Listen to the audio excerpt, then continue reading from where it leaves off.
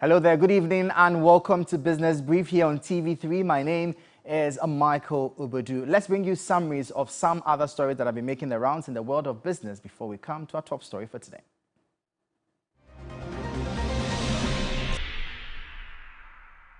Today in business, Labour consultant Austin Gami has expressed concern over the extent of abuse of pension funds in the country. He is calling on contributors to take an interest in the management of their pension funds. President of the African Development Bank, Dr. Akinwumi Adesina, says the bank is currently investing up to $20 billion into solar energy in the Sahara Desert to generate power for up to 250 million people on the continent.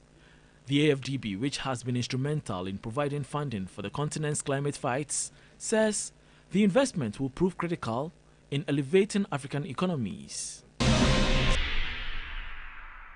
China's exports have dropped for fourth month in a row as the world's factory struggles with weak demand at home and abroad. Exports fell 8.8% in August compared with a year earlier, while imports dropped 7.3%, official figures show.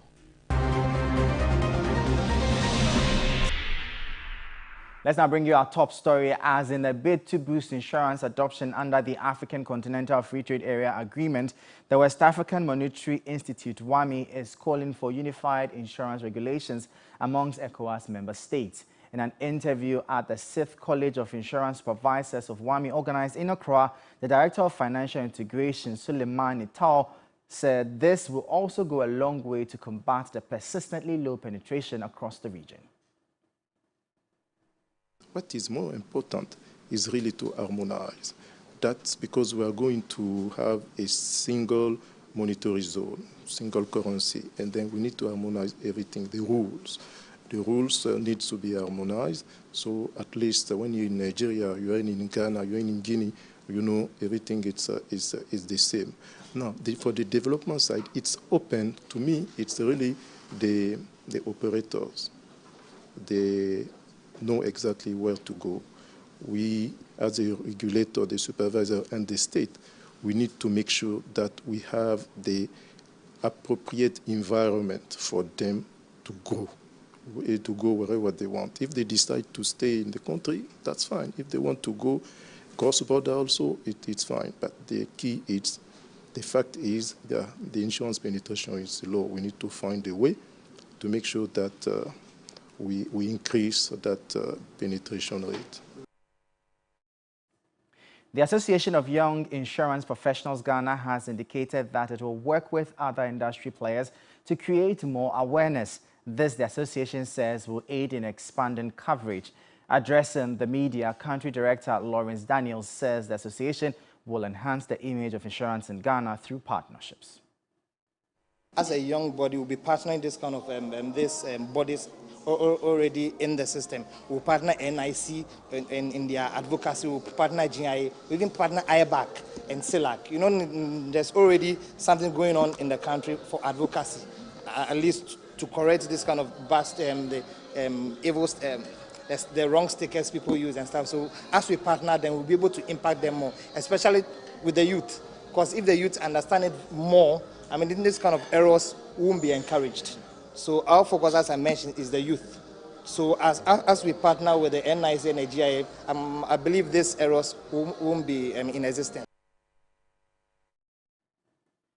The European Union and partners have established a €250,000 revolving fund to support SMEs in Ghana. Country Director of the SNV Netherlands Development Organization, Barbara Nkwala, said the fund will bridge the unemployment gap. The Young Entrepreneur Startup Support Fund was established by the Ghana Chamber of Young Entrepreneurs to support SMEs. The European Union and SNV in Ghana are investing €250,000 into the fund for youth entrepreneurs of green businesses. Here is Country Director of the SNV Netherlands Development Organization. It's a kind of investment, and I like to use the word investment in people and organizations that are driving the support to much needed youth employment and enterprise development. Contributions of the European Union and the Embassy of the Kingdom of Netherlands in Ghana, who have made it possible for this revolving fund to be established. By funding the Boost Green Employment and Enterprise Opportunities in Ghana, popularly known as the Green Project, the European Union continues to demonstrate its dedication to promoting the growth of green jobs and green businesses at the local and national level. Chief Executive of the Ghana Chamber of Young Entrepreneurs, Sharif Ghali, said young Ghanaians would be able to access funds under the program. The 2026 deadline set for ECOWAS member countries to meet all the convergence criteria for the launch of the eco-currency seemed to be unrealistic, as member countries consistently failed to meet all 4 primary convergence criteria over the period.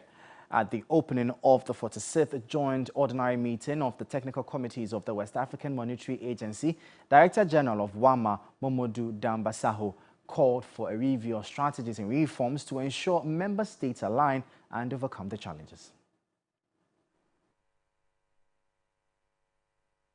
At the end of December 2022, no member state met all 4 primary convergence criteria.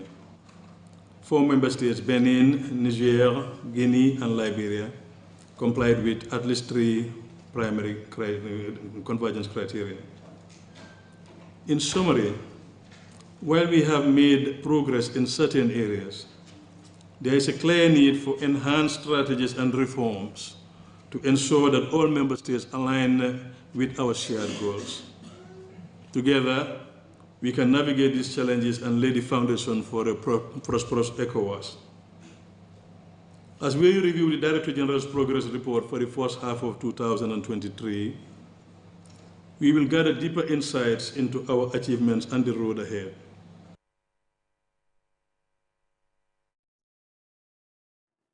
Well, let's stay a while longer on the currency conversation and find out how major trading currencies are faring today.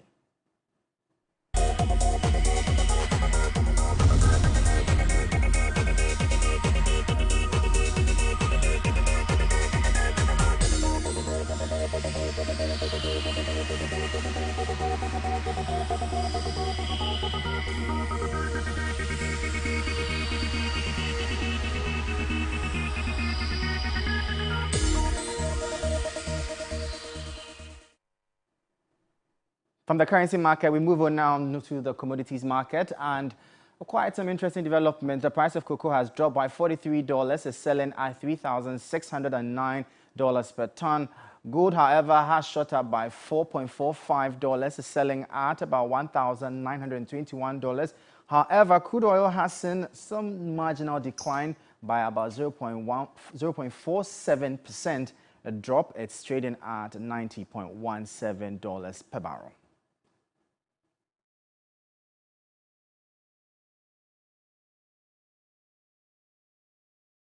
Well, that will be all for today's edition of Business Brief here on TV3. For more business stories, our website 3news.com is there for you. My name is Michael Obodu. Thank you for watching. As always, please stay safe.